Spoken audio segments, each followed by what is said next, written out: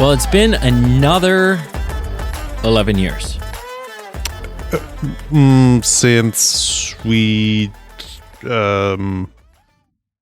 Since what? The last Scream movie we did was 2011, and this one is 2022. Yes. Right. Yeah. Yeah. And the one before that was 2000. So it's been two sets of 11-year gaps between Scream films. Right. Yeah. Yeah. It's enough to make you scream. Just kind of buried the lead there. Hello and welcome. Welcome to the Movie Men podcast. I am co-host Peter. That is co-host Brady. And we are the Movie Men podcast reviewing the Scream movies leading up to the, I think, much anticipated, but the anticipated Scream 6 review and release.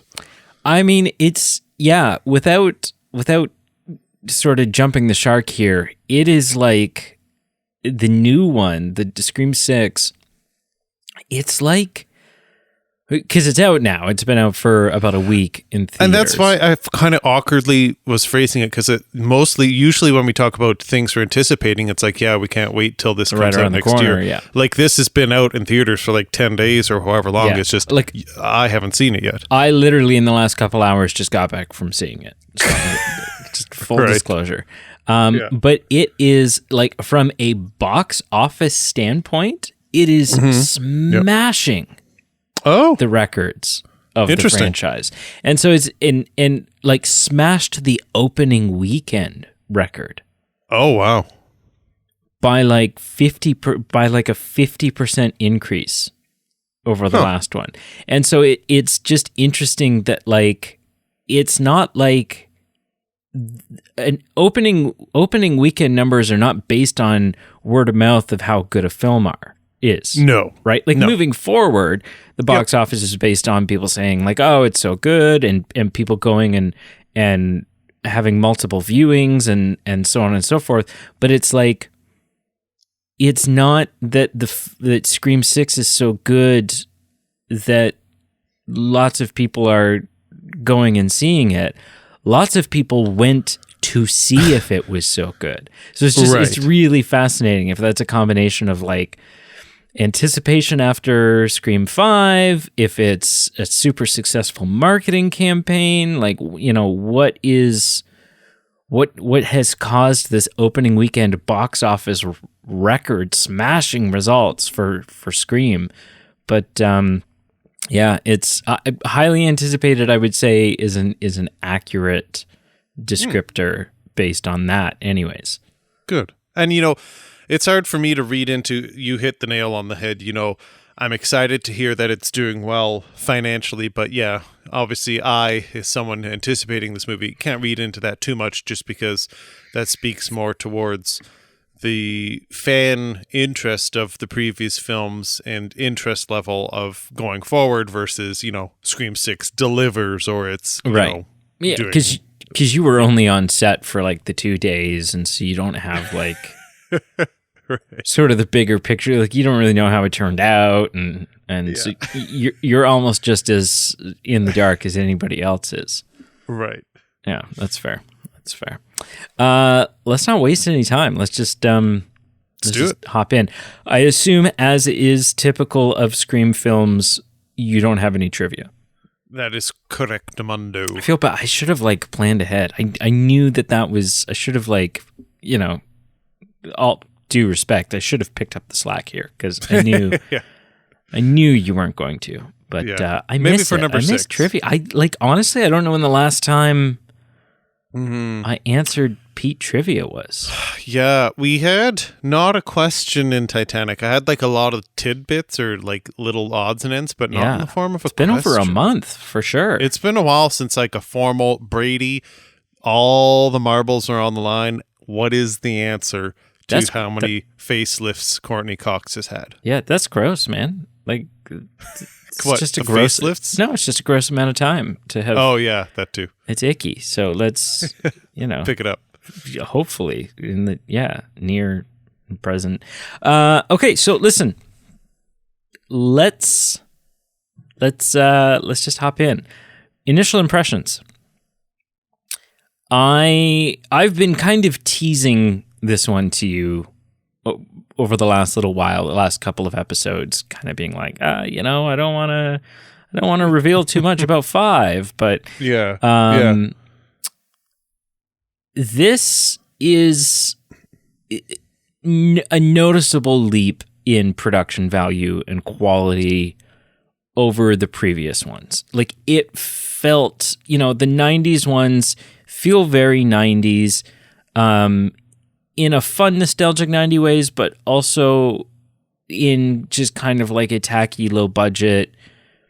It doesn't have like a big cinematic quality to it. The 2001, I would say, follows suit because it's on like the tail end of the 90s. It's barely just didn't make the cut 90s wise. The 2011 one doesn't feel 90s, but still doesn't really have that like major blockbuster or cinematic color scale kind of feel to it. Scream 5, or as it was titled just simply Scream from 2022, breaks that mold entirely. This has got a real cinematic kind of feel to it. It feels like a bigger box office kind of production. And I think it's really good. I have a couple of gripes. I have a couple of praises.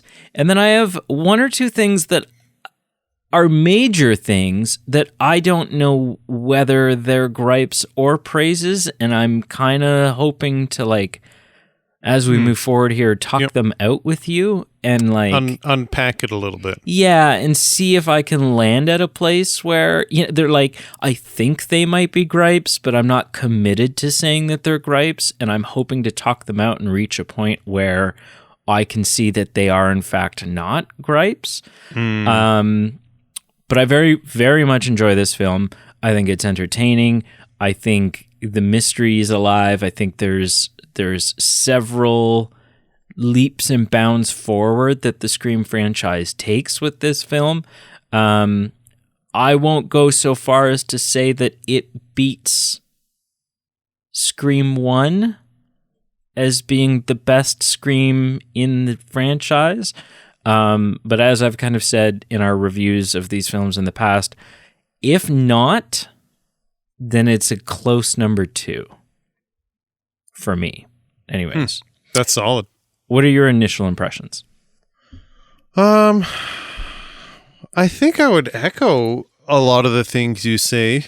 I watched this, and like any other Scream movie, even the ones that I don't like as much as others, this movie, like the others, has me tuned in for it's essentially a murder mystery. Like, I'm very in tune to what people are saying and doing to see what's happening next. Yeah, it's a slasher whodunit.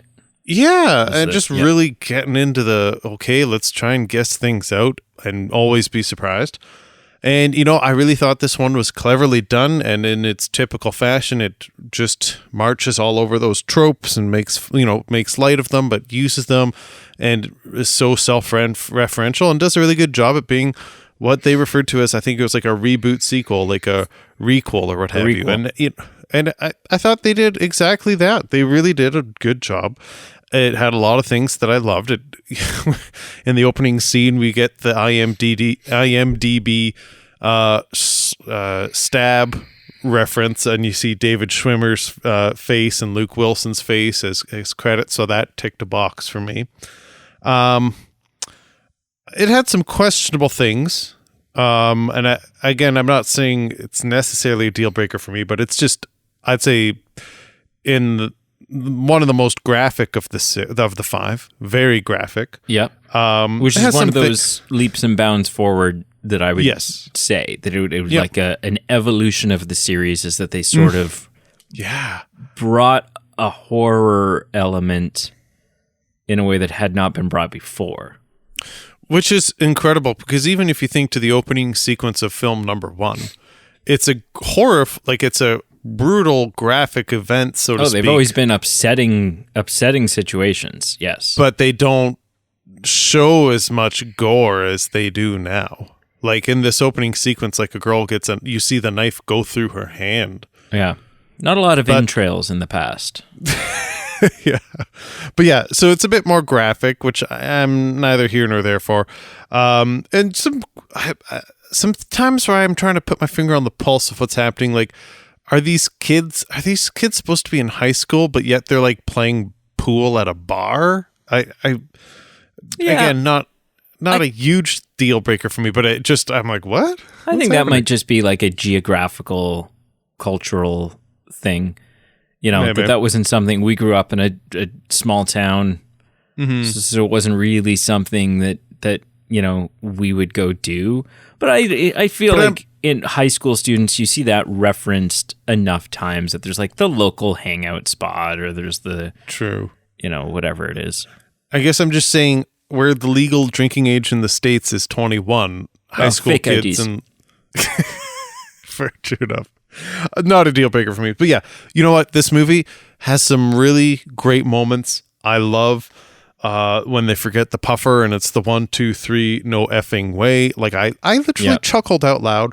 And literally in my notes, I wrote LMAO when one of the main characters denies advancing romantically in a situation because he just says, I can't confirm if you're the killer or not. I don't know. The safe option is to stay down here with everybody else. So like really fun, really self-referential, even Dewey getting in onto it, where this time he's the one delivering the tropes, delivering the plot layout for where we're going to go in this movie. Yeah. And he, just him saying something feels different about this one.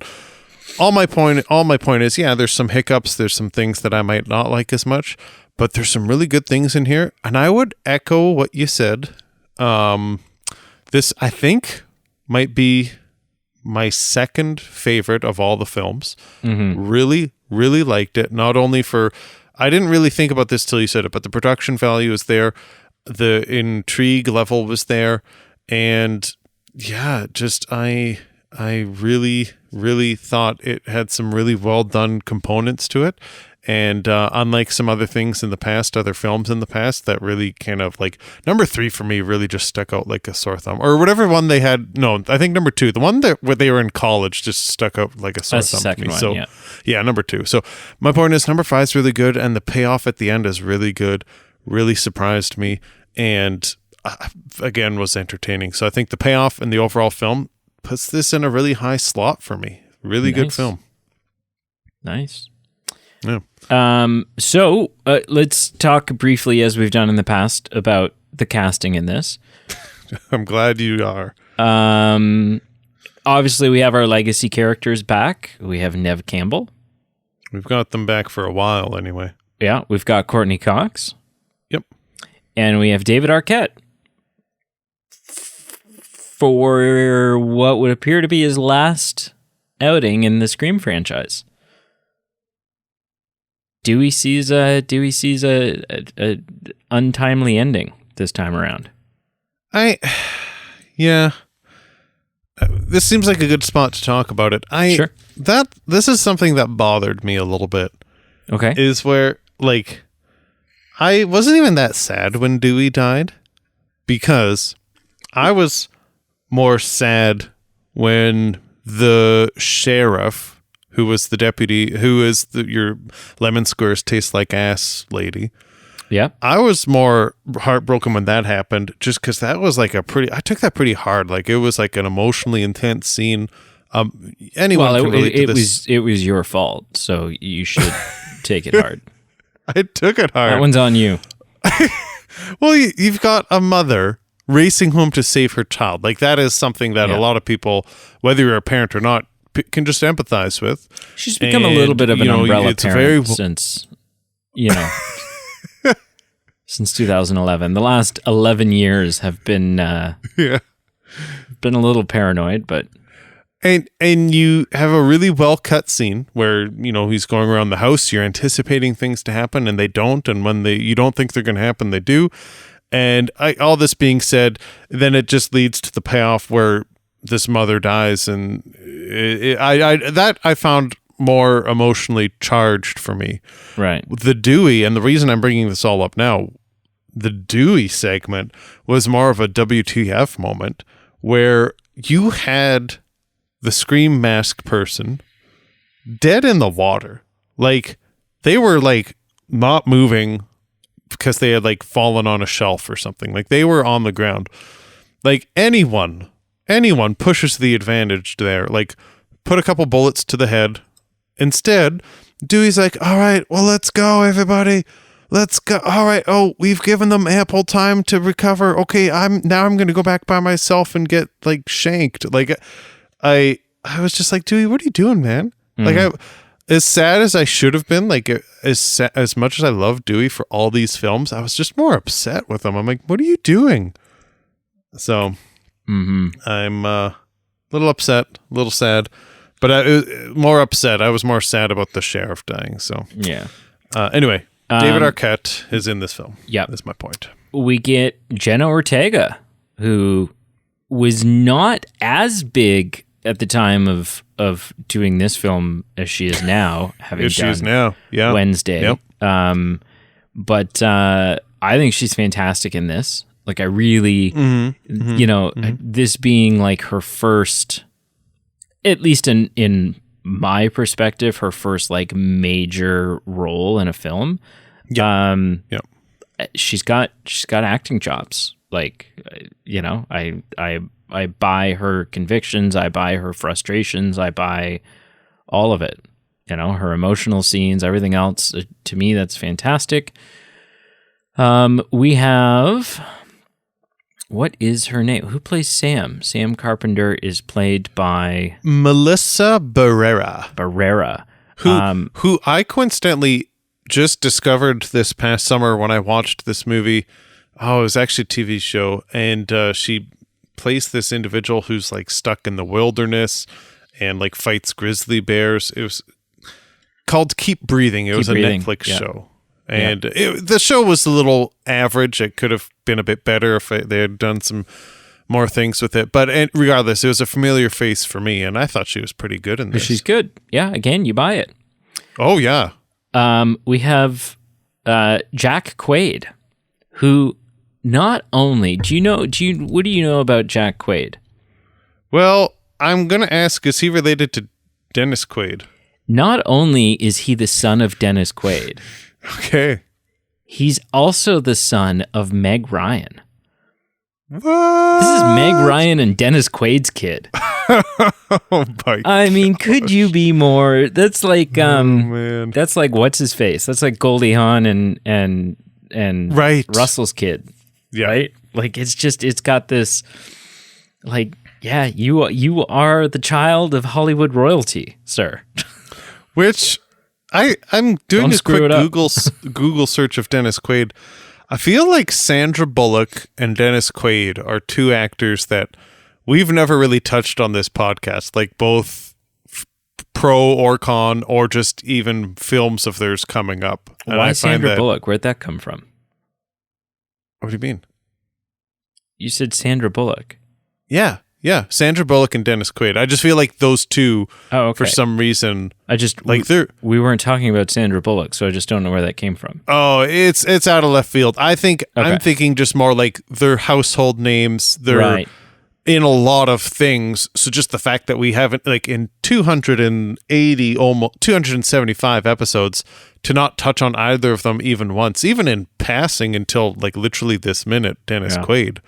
Everyone's dad. Dennis Quaid. Everyone's dad, including Jack. America's dad. We haven't really touched on Meg Ryan either, though. Like, that's like, have we done a Meg Ryan film? No. Weird. So yeah, we've got that. We have, playing Amber Freeman, we have Mickey Madison, who you would know from Once Upon a Time in Hollywood. I would know from Once Upon a Time in Hollywood, and for anyone who doesn't want Once Upon a Time in Hollywood spoiled, skip the next 10 seconds or so. La la la la la la la la la. Mikey Madison literally getting like the same demise that she gets in Once Upon a Time in Hollywood. Yeah. Because I feel like she gets torched at the end of that movie. She for sure gets killed because she's one of the murdering cultists. She's the new Sean Bean. If she's alive by the end of a film, something. But like when she got torched at the end of the Scream, I'm like, are you going to get typecast into the person who's killed in like everything you're in? Exactly. Yeah. We have the return of Heather Matazzaro. I've never known how to pronounce her last name. Playing Martha Meeks. Was she in anything else in this series? She's in Scream 3. Yeah, because she's the sister of Randy, who was the horror film aficionado, like movie store working aficionado from Scream 1 and 2.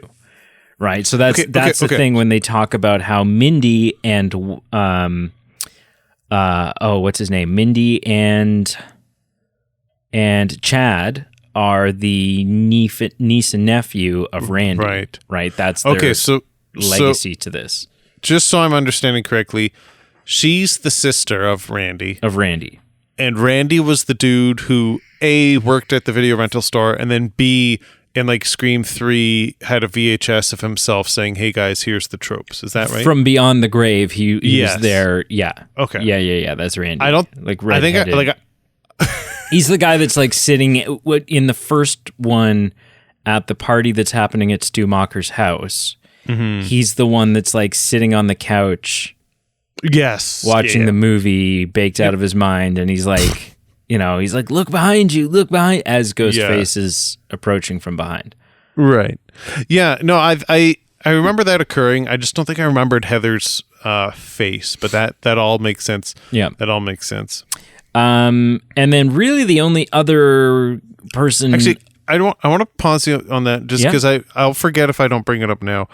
Obviously, as you were alluding to, with they mirrored a lot of things in this movie. Oh, yeah. One of them was that scene you just referenced where Randy had screamed behind him. The niece, Mindy, is on the couch watching Randy roll from stab. And it's this like super self-referential. And well done. Like Mindy, the one with Mindy, it's just so well done. And I liked how there was also that touch of, and again, it's a reboot sequel, so like that's exactly what they're going for. That opening sequence at the beginning occurs too, where all our new main characters are kind of in the schoolyard, kind of razzing each other, and it's very similar to the original film, where you've got them in a similar setting, sitting in a courtyard, all chatting with each other. You've got the obvious ones who are romantically interested, the others who are platonic, and all these different things. And I thought it was just fun, and I understand what they're doing, but I still got a kick out of it. It's amazing that it again, like only the Scream franchise could do. It's a sequel that is also kind of a carbon copy remake in many ways, not in all ways, but in a lot of ways, that has built-in dialogue acknowledging and explaining and pointing out the fact that it's the same but different. Like it's so good, and it never feels tacky or corny. In a way that only the Scream franchise could do. That you have this character that's literally fourth wall breaking and explaining what's happening and acknowledging who's a legacy character and who isn't and who's the fresh blood and what the tropes are and it's just like you're just buying it. You're like you're glued to it because of the character that they create. And Mindy, you're like, yes, okay, she's just like her uncle was, right? Yeah. She's this like crazed horror fan that understands the rules. Yeah. The other big return is, and not in person, but only through psychotic delusion, we have Skeet Ulrich playing Billy Loomis. And I want to point out two things. I think, it's interesting. I'm not sure I picked up on it the first time I watched this in a way that like stood out to me. But I did this time around where I was like, an interesting choice for them, especially nowadays when we have all this technology, an interesting choice for them not to try to de-age Skeet Ulrich to the age that he would have been in Scream 1. when he died, right? Like he is current day looking. He's like a 50-year-old, 45-year-old Skeet Ulrich. I feel silly asking this. Was he?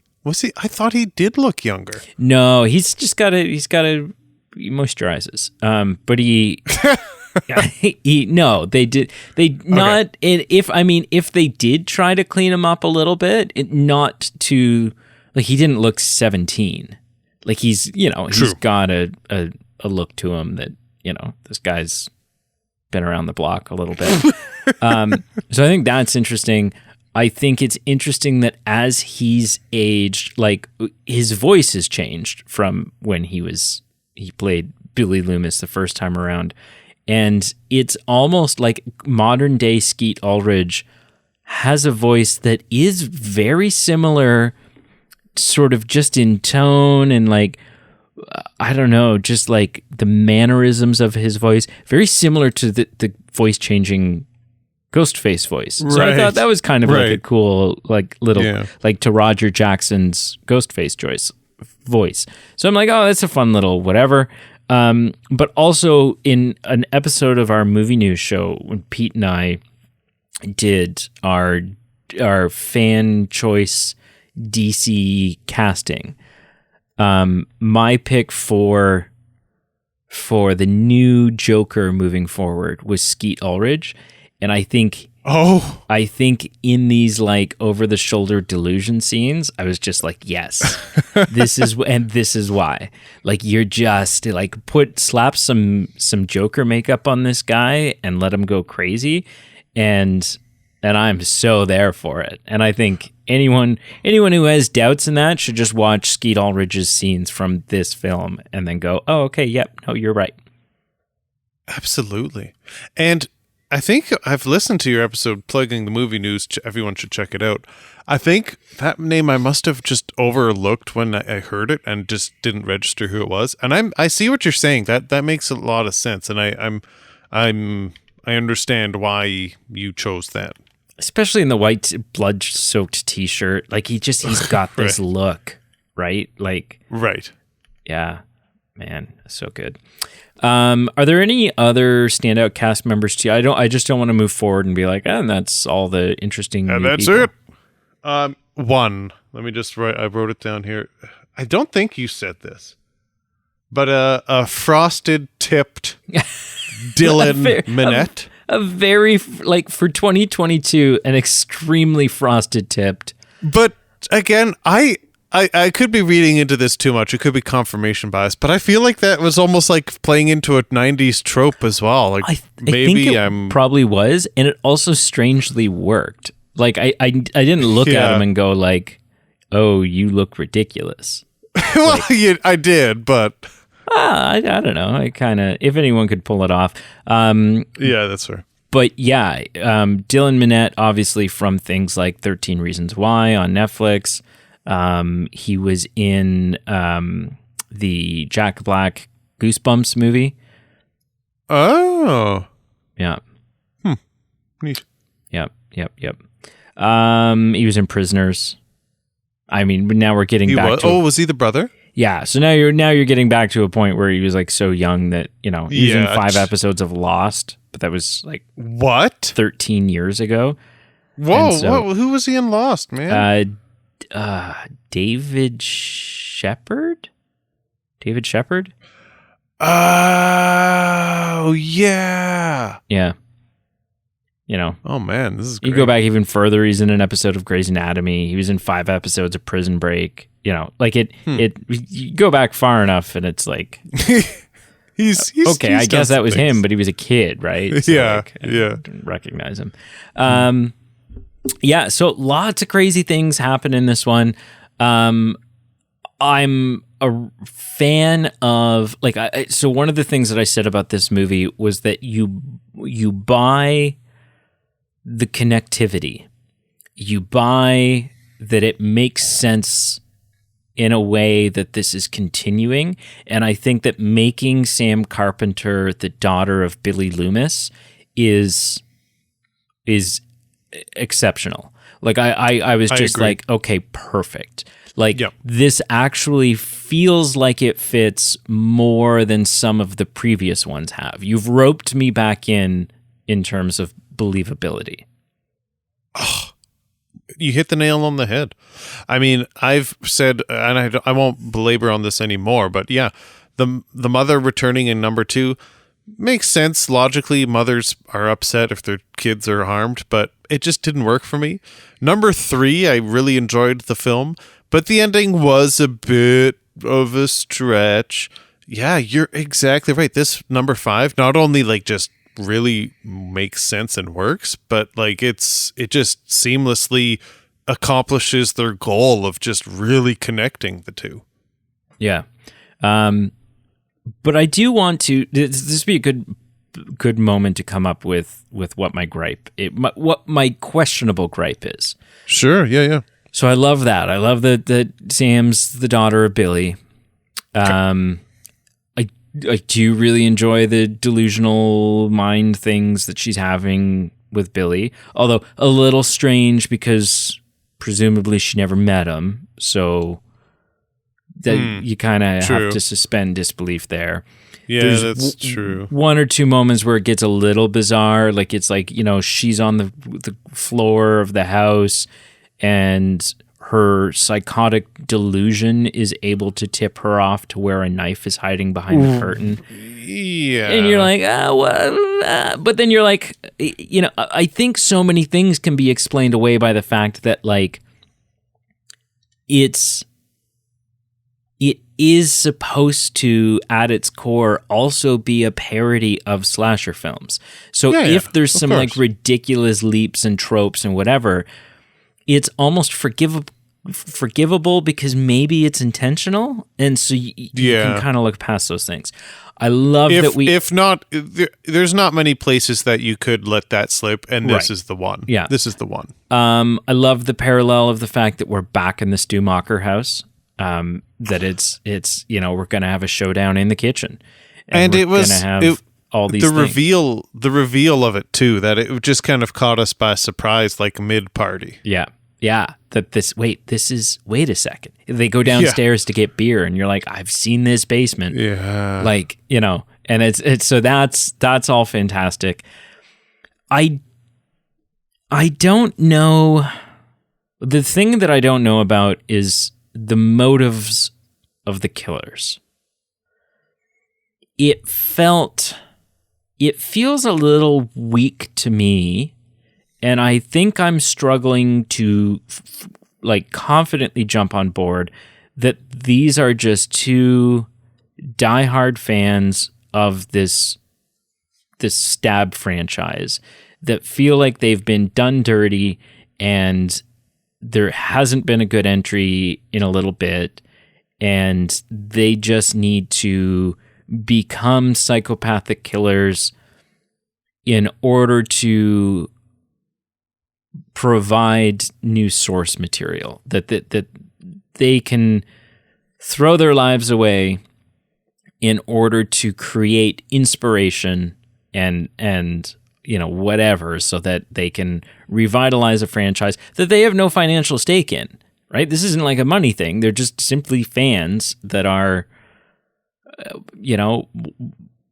that believe that the best Stab movies were the movies that were based on true events, and so they're going to create some more true events so that Stab 9 or whatever it is can be excellent.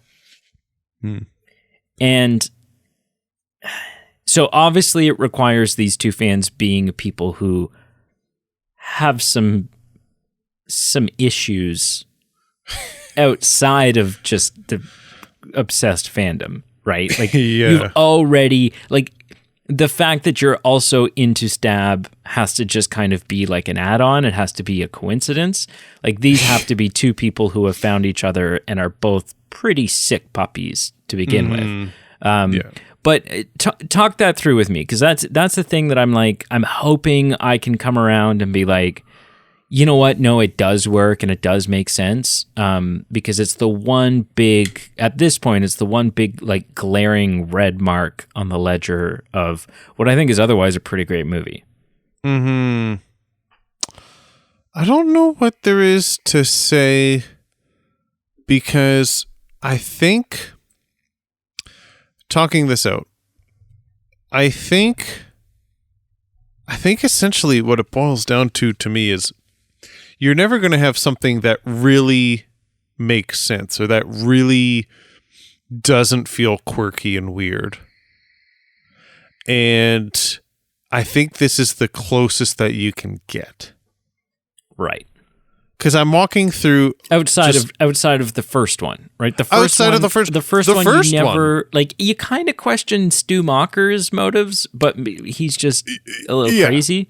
But Billy's motives are the most solid from the franchise so far. Yeah, absolutely. And I think aside from number one, number 5 here is the closest that you get to, you know, accepting and being like, okay, this makes sense. And it's still a bit of a stretch, you know. In number 2, again, the mother didn't buy it as much. 3, step sibling, you know, has a bit more grounded in reality, but it is pretty big stretch, pretty weak in some ways. Number 4, I got a little bit more. You know, you've got the belittled family member who has kind of always lived in the shadow, wants to claim their own glory, but it is still a bit of a stretch. And like, okay, yeah, I get living in shadows, but are you really, you know, like, just, it seems like a huge jump to being like, I'm going to replicate murdering and killing people and all that such. So I guess it's the same with number 5. You can get it a little bit, but then it gets to a point where right. It's hard to swallow completely. And I think probably for one of the reasons I like this movie second most of the franchise, it is one of the easier ones to swallow, where, you know, you can buy it to a little bit anyway. And yeah, I think you're always doomed to fail after number 1, I guess would be my point. Number 1, you've used your bullet of something reasonable and rational, and there's not much else you can do or you can go. And I think they've done the best what they can, and they've rounded really back into form with number 4, but particularly number 5. Is it perfect? No. Is it still a problem for me? Maybe a little bit, but it's enough of a, like, I don't have a problem with it enough to say, why are you making this film? Right. Be curious to go where they go with number 6. Does number 6 stay in suit? Oh, I can't answer that for you. I know you can, and nor do I want you, but I am curious to see, does number 6 stay in the same vibe of, you know, yeah, it's a stretch, but it makes the film worth it? Or is it a stretch and you go, okay, guys, like, maybe this is enough. Maybe this is where we go. Because I have to admit, now 2 and 3 kind of gave that vibe. I still enjoyed the film, but then the payoff at the end really wasn't there. So right. Yeah. Okay. I would say, if you're trying to make a pro-con of this, of what the question you asked me, I'd say the pros still outweigh the cons, but it's not perfect. I do, and I can recognize that Amber's obsession, kind of like her parents bought, she's living in the Stu Macher house, right? So you can kind of, that's true. You can kind of take that connection as well and be like, okay, right? Like, I forgot that. Yeah, oh man, she's living in that house.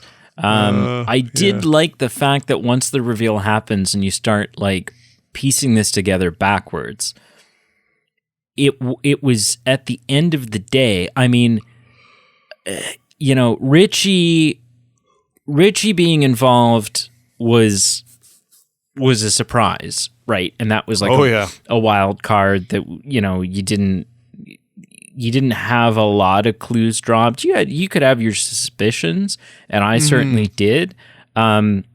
But the fact that the initial, like when all this starts, the initial phone call from Ghostface and the text messaging that's happening is coming from Amber's phone. Right. Yeah. And so it was kind of one of those, like, the simplest explanation was the right one, that like you know, that Amber was texting her and calling her from her phone, right, pretending to be Ghostface, pretending to be someone else who had gotten a hold of Amber's phone. Right. Yeah. And so that was just like, it was like, oh, like that to me works too, because that's, if you're this underfinanced teenage serial killer, you don't have a lot of things at your disposal. And so you are just going to use, foolishly, it's bolder than what I would have done, but you are going to use your own phone. Yeah. And just kind of come up with a story for why that's happening. And then paint yourself as the potential, as the person who's in harm's way, right? Because if the perception is that Amber's the one that Ghostface is stalking and eyeing up, well, that pretty much immediately removes Amber from the suspect list, right? You're like, oh, okay, well, it must not be her. Yeah. So I thought that was cool.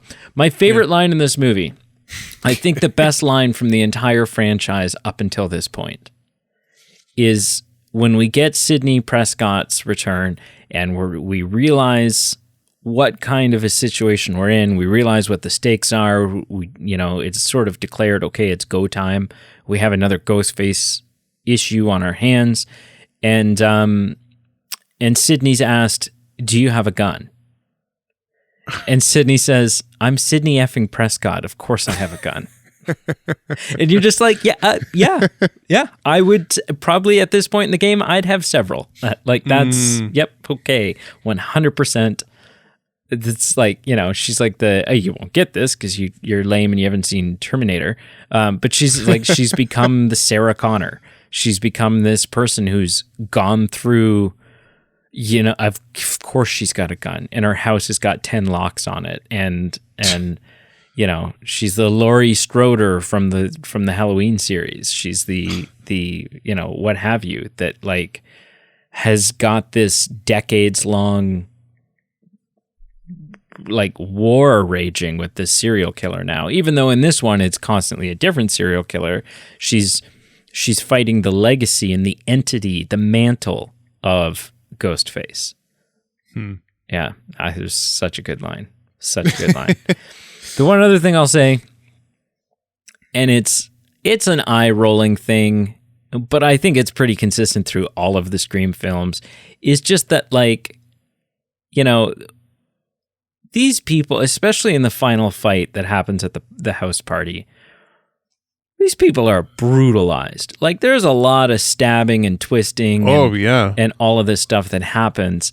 And then once Ghostface is dealt with, these horrific like abrasions and contusions and what lacerations are, they kind of sort of become cosmetic because Tara gets stabbed pretty wildly and is in pretty rough shape, I would think.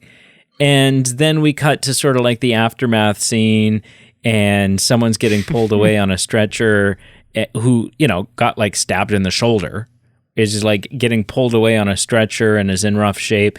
And Tara or Sam, I can't remember which one, goes to talk to them on the stretcher.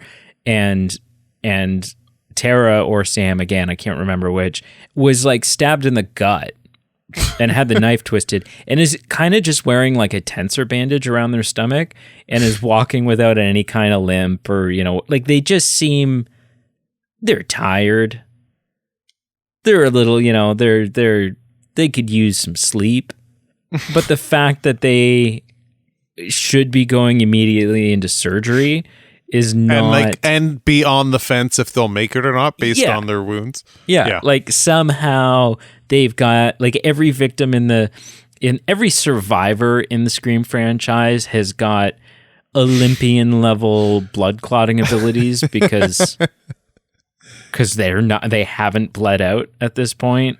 Well, I think it was Gail Weathers got a bullet to the gut, and then after and I think in a heated moment, like someone stuck her finger in it or something, or like punched her in the gut. And I would say based on that gunshot wound, I think that bullet's still in her. Like I don't know that there's an exit wound. Well, and then just pans to afterwards. They're sitting in an ambulance with no real urgency to be like, all right, we got to make it to the hospital. They're like, all right, well, we'll get your statement and we'll deal with this now. Not sitting in a way, like, it's just kind of like hunched over the way you would be if you were tired and frustrated. Like, not positioned in a way that, like, oh, my body hurts. Like, they're just kind of like, it hurts to breathe. It hurts to breathe because there's a bullet touching my diaphragm. Yeah, pushing up against one of my lungs that it grazed. Like, it's just like everyone's pretty much fine now. Yeah. So, I mean, I don't even know that it counts as a gripe. It's just kind of one of those ridiculous things that you're like, okay, well, if we didn't do this, then what would the final like, everyone would be on life support getting put into the back of an ambulance. Like, so you're kind of like, okay, if there's going to be any closure, if there's going to be any dialogue post the climax, then you kind of need to suspend disbelief as far as, like, people's injuries go. But what say you? Do you have any other notes that you kind of want to hit on here? No, we've touched on everything. I think I'm ready to score it. Cool. So on a scale of 0 to 10, sir, how would you rank Scream? Scream is what they've called it. It's just Scream. The fifth movie, but it is called Scream. The fifth film, Scream 2022. Yeah, I gave it a 6 out of 10. I enjoyed it. It's better than the midline. I don't think it's the best movie I've ever seen. It's not the best in the series, but I think it's the second best. And if not, no, I'm going to say it's the second best. It's slightly above Scream 3, has some things that are better in some ways than Scream 3. Not quite Scream 1 level, but it's definitely... I am a little worried going into Scream 6 just because of Dewey being gone and knowing that our main female protagonist has not returned. So I have some concerns going forward, but at the end of Scream number 5, there were no concerns on my part. I said, hey, that was another fun whodunit. Mission accomplished as far as what I wanted out of that film. What did you give it out of 10? On a scale of 0 to 10, I gave it an 8. Okay. Yeah. I echo a lot of what you said. I think I leaned into this a little bit more. It hit some of those. Sure. I thought it balanced its level of gore perfectly. Like it upped it for sure. It was more gruesome, but it was never gratuitous. It was never like, okay, like you're just showing intestines now for the sake of showing intestines. Like, it was nowhere near that like Saw level of sure gore. So I liked that. I loved the return of Billy Loomis. I loved all of the connections. It just kind of, it feels like a passing of the torch film a little bit, in the sense that, like, yes, Sidney and Gale are there for the final sequence and play, a pivotal role, but they're not the focus of this film. They're not the ones when at the end, when the dialogue happens between Sam, Tara, Sidney, and Gale. When that conversation ends, the camera follows Sam and Tara. It doesn't stay. It's not like Sam and Tara walk off and then the conclusion is with Sidney and Gale, right? So it feels like a passing of the torch. Like the main characters of this series is shifting. So that's, kind of a fun thing. And I really enjoyed it. I loved the symmetry between this and the first one, and the acknowledgement of it. I loved the cinematography, just the editing, the color grading. It just felt like they modernized it really well. It felt like it had all the appropriate updates to be a Scream film from 2022, and not have it feel like a tired sequel, right? Whereas the others have kind of, they kind of slowly have crept towards that like tacky fourth film in a horror franchise kind of feel. Whereas this didn't have the this is the fifth film in a horror franchise feel. That's true. Right? It had this like modern, well-deserved kind of sequel. And so I enjoyed that. 8 out of 10. Yeah. You don't question why it's there. No. Yeah. No, you're like, okay, this makes sense. Yeah. This is it makes sense to me that you're telling this story. Yes. This is a story that deserved being told. So. Which seems so weird for me to say about something in this franchise if I hadn't known, if you had asked me 6 months ago. So it's fascinating. Yeah. It is also the first Scream film that ends in such a way that feels like it's setting up another one.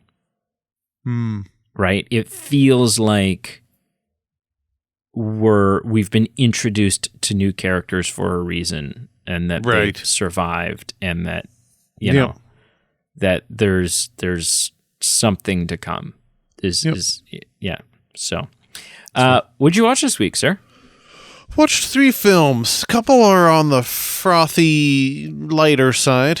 The one is a film I had been looking for some time. So I'll start with the heavier one. I watched 2022's Jordan Peele's Nope. Ooh. Nope. Yeah. I have seen Get Out once, and it's an acclaimed film. I've seen Us a couple times, and we've reviewed it. So if you're interested in that, you should check it out. I think we had some mixed reviews. I think I liked... Film with the most plot holes ever. And I thought it was more, if you look at it from a metaphorical, allegorical perspective, it holds up. So I again, as you could tell, Brady and I had mixed feelings on this. But I've liked Jordan Peele's work before. And so because this movie was acclaimed, because he has a bit of a reputation now, I was intrigued to watch it. I gave it a 6 out of 10. It wasn't bad. But I think it was a bit of a, you shrug your shoulders and go, that was fine, but it wasn't anything breathtaking. What I'll say is the visual sequences that primarily take place at night are incredible. I've watched a lot of YouTube videos trying to break down just, it's such a contrast of it's nighttime, but they're well illuminated, but also portraying the vast blackness of night. So it's just a very visually appeasing nighttime scene, and that this movie has a lot of.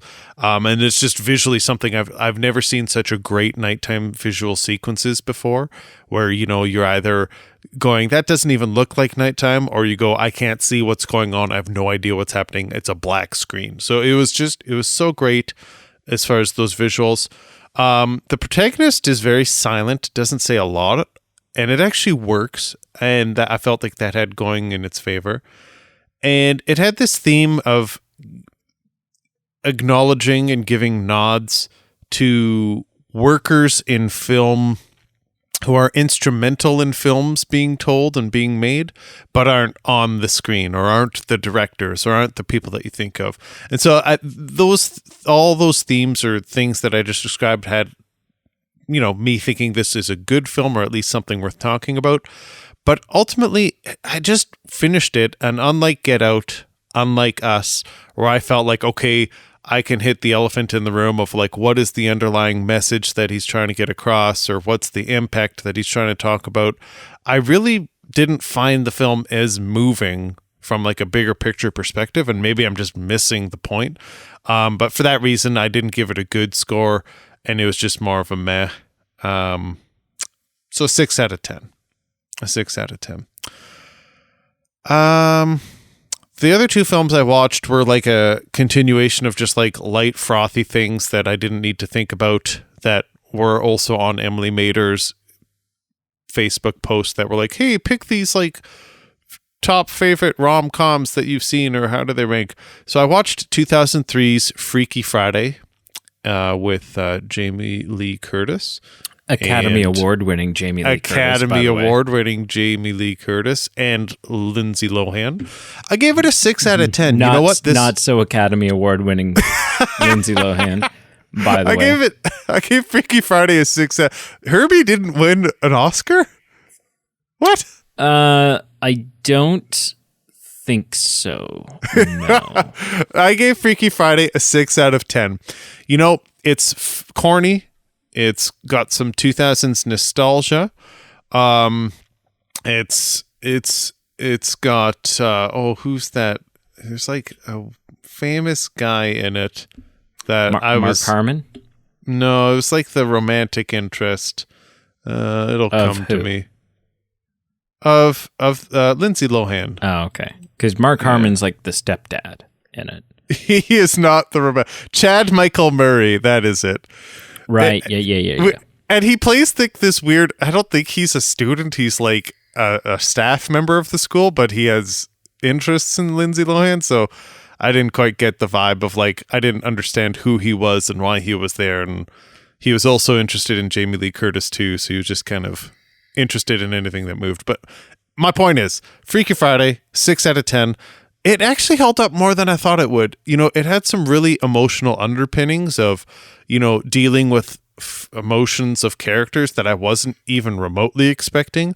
Both mother-daughter, both child and step-parent, both, you know, mother trying to adapt to a new family, of not trying to replace a past parent, but just, you know, all these kind of emotional things that I wasn't expecting them to tackle. And they did it well. So for a funny rom-com, it actually had a bit of depth for me. And I thought, hey, this was fun. I gave it a 6 out of 10. On the other end, something interesting about Freaky Friday that not a lot of people know is that there was other people cast in some of these roles, like Michelle Trachtenberg, who she's in Eurotrip. She played Penny in the Matthew Broderick Inspector Gadget films. She was originally supposed to play the character of Anna, but she backed out due to her contractual obligations to Buffy the Vampire Slayer. But more interestingly, Annette Bening. Do you know Annette Bening? No. Look up Annette Bening real quick. Okay. Anyways, Annette Bening was originally supposed to play Tessa, the mom. Huh. And backed out. Huh. And so then Jamie Lee Curtis was cast. And all of this happened within like hours, maybe days, but not weeks before cameras rolled. So like Jamie Lee Curtis literally agreed to do it, started prepping, hopped on a plane, and you know, like this all went down on Friday, and on Monday she was on the other side of the country on set doing this. So it was just like a very, very last minute thing. You could say that was one Freaky Friday for Jamie Lee Curtis. It was, yes, exactly. That's so lame. But yes, exactly. So I find that amazing. So one, kudos to her, Jamie Lee Curtis. But I think that was the better decision. Like, I think it worked out. Yeah, it just, Jamie Lee Curtis brings an energy to everything, I think. Mm-hmm. Yeah. But yeah, a far more solid film than I was expecting for what it is. So that was fun. Oppositely, the last thing I watched a 2004 film called A Cinderella Story, also with Chad Michael Murray, with Hilary Duff, a few other somewhat notable faces. Lynn Shay from the Insidious movies was in there, and that threw me off. Like, seeing her in a movie where she wasn't like part of exorcisms or whatever she does was just a real spin. But I gave Cinderella Story a 3 out of 10. It was atrocious. When the credits rolled, I thought, holy Hannah, that was awful. I had to put some Listerine in my mouth just to get the taste out of my mouth. Really? Yeah, it just didn't hold up as much as Freaky Friday did, or some of these other light, funny rom-coms. So yeah, it just was a little too heavy-handed and didn't have much of a payoff for how heavy-handed it was. So, which is, I don't know if you said this, but another Chad Michael Murray. Yes, I did say that. You're on Chad Michael and Jennifer Coolidge and Hilary Duff, and yeah. And I was a Hilary Duff fan growing up, so like that was an appeal to me to say, hey, let's check this out. And yeah, it just didn't hold up. The Chad Michael Murray bit was This is the inferior of the two films of his I saw that week. So, yeah. Freaky Friday held up. Freaky Friday held up. Yes. Cool. Yeah. What did you watch this week? Following up something that I watched the previous week, I watched National Treasure Book of Secrets. Well, as you should. It's not as good as the first one, but it's still so solid. And yeah, it's respectable. And you know, you get a lot of parallel moments from the first one, like things that I don't think I realized were like National Treasure. I don't want to say like this sounds negative, and I don't mean it negatively, but like National Treasure cliches, National Treasure, like traditions that would have to be present if you did a third one. One being, you know, there is a throwback to the "I'm going to steal the Declaration of Independence" line, which is when Nicolas Cage goes, "I'm going to kidnap the President of the United States." Which still holds up better than in the TV series where the girl goes, "I'm going to steal my dad from prison," or whatever she says. Yeah, I'm going to break my dad out of prison. It doesn't have that same, you know, whatever it is. So yeah, I don't know where you would take that. I don't know what upping that looks like for number 3. Yeah, because amazingly, kidnapping the president is an upping the ante from steal. Like, it's hard to be like, so what's worse than stealing the Declaration of Independence? Well, you kidnap the president. You know, there's always that. So no, I thought it was fun. It's got all those, you know, same kind of humorous moments. You know, Riley's realization that Mount Rushmore was a cover-up. Yeah, like, you know, just these like great moments of like. So good. Helen Mirren's debut as Nicolas Cage's mom, Emily. And I feel it's a bit of a cop-out or a bit of a lazy write-in where in number 1, it really makes you think that the mother has passed away the way they lead up to it. And you realize, okay, they didn't back themselves in a hole, so like to write her in isn't wrong. It just Patrick just says like, you know, at least I had your mother for however short a time, or you know, like stuff like that. And most people who are divorced normally wouldn't say something like that, but who's to say? Except for it this one presents it in such a way that like she left him. True. And he's maybe kind of been lonely and pining about it ever since. That he's afraid you know of what? her. There's some merit to that too. Like, he's kind of detracted for his ways of treasure hunting, so maybe he's had some remorse. The point is, it works. She's great in it, and the film overall is great. Yeah, so it's and not I love worse the for it. dynamic between Helen Mirren and John Voight. Like, I buy it. I buy that they're an old flame. So it was good. Yeah. Aside from that, no other movies, just kind of like wrapped up. We finally finished 2.5 Men, so I've seen all of that now. And then sat down to watch, like on a whim, super late at, you know, like later than you should be starting a 45-minute episode of a show, but not so late that it's obscene. And you're like, I could go to bed now, or I could go to bed in 45 minutes. Let's check this out and see what it's all about. We threw on the first episode of ER, and oh my gosh, and then made a decision to be like, you know, like 15 minutes in, we're like, you know, okay, this could be interesting. This could be kind of fun. Maybe we should check this out, but we'll check it. You know, like this seems like a good spot in the episode to, you know, whatever. And so paused it, and then saw that the runtime of the first episode is like an hour and 40 minutes. And we're like, oh, this is like a pilot movie. Right. So it's a good thing we decided to pause it, because otherwise we'd be an hour into this going, how much is left in this? Hasn't it been 45 minutes? Like, what is, you know? So, yeah. So that's I think that's pretty much it. And then obviously, you know, a couple hours ago, I went to go see Scream 6 in the theater.